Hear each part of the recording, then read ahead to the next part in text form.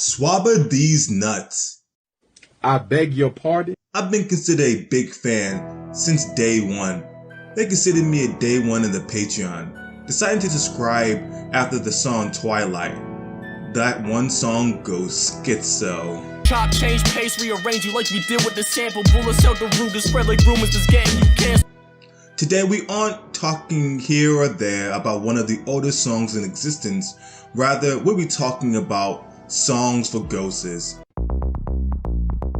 To get an idea of what I love about this project, we have to discuss punk rock music as a genre. Loser! You're a loser! Are you feeling sorry for yourself? Well, you should be, because you are dirt! You make me sick, you big baby! Punk rock music, the genre, is the loser, the disenfranchised, the mentally struggling. One of the best examples is I Fought the Law and the Law Won. It shows a desire to fight, but ultimately acknowledging vulnerability. Not only making some level of admittance by making it also an anthem. In modern day, we have punk rock examples like Take This to Your Grave. Now personally, this is nothing more than amazing than wallowing one's despair. No? Just me?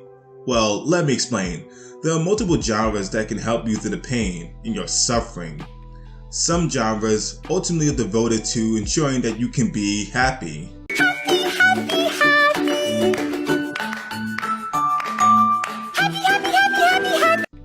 However, there are some that wallow in that vulnerability. Music that isn't about saying that everything is alright. In fact, some that are willing to sit there with you as long as it possibly takes to get yourself together. Even songs with singers that admit that they weren't the best person at the time when everything had occurred.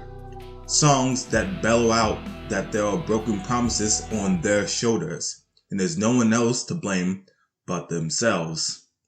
Yeah, punk rock music. Hey, it's time to discuss songs for ghosts. Where I go, goes in the bitch, she think it's Halloween. Where I go, bitch, she think it's Halloween. Where I go, goes in the bitch, she think it's Halloween. Goes in the bitch, she think it's Halloween.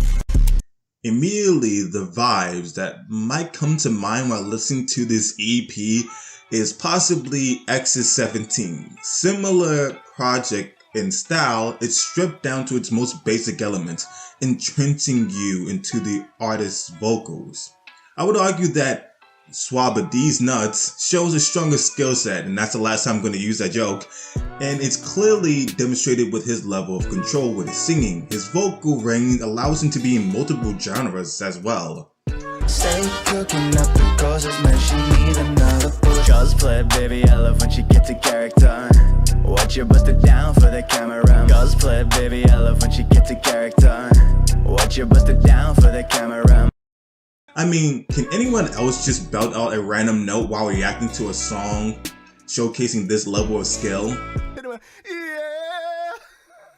let's go. Yeah, you think you're hot shit, my guy? Well, I'll let you know something right now. I uploaded a cover of another person's song. That's right, it wasn't even my song. And it happened to accumulate 10 views. What the fuck have you done? Exactly. Deviating from the 17 comparison, since I believe it's no longer apropos, rather than dealing with teenage angst, this project seeks to deal with all that haunts us, the past, and how to move on from that.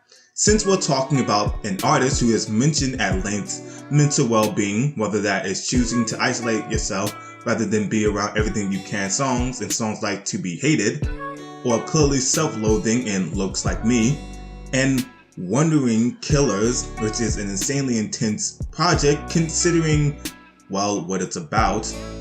I'm just trying to say that the person we're talking about today is quite literally a veteran when discussing more darker tones and natures. If anything, I would say that these songs are more of his wheelhouse, and they're some of my personal favorite songs from this artist. Songs for Ghosts isn't simply a melody of sorrows. It's accepting what happens, memories that plague your minds, what causes you to go and spiral out of control, putting that all to rest, because there's no reason to stay there when you know better. In fact, I would say that rejection might be painful, but but you have to understand that it's a learning experience, and that experience can show you what mistakes are prevalent in your own mannerisms. Building yourself up is more important, and to be careful, because of course there are liars out there. Sometimes the best way to move on and to be better is to acknowledge that everything isn't okay, and that everyone has that moment where they mention to themselves that they're tired of being fine. Therefore, the only thing you can do next is move on, because what's the worst that could happen? Have a rating system. Yeah, I'm not the greatest thief in the game. I don't wear flannel. And if Shwabadi happens to find this, I want you to understand that I'm not trying to psychoanalyze you. It's rather just a reflection of how I feel about the project, and I hope you enjoy this video. Anyway, from the internet nobody, Android Ari, I'll see you when I see you.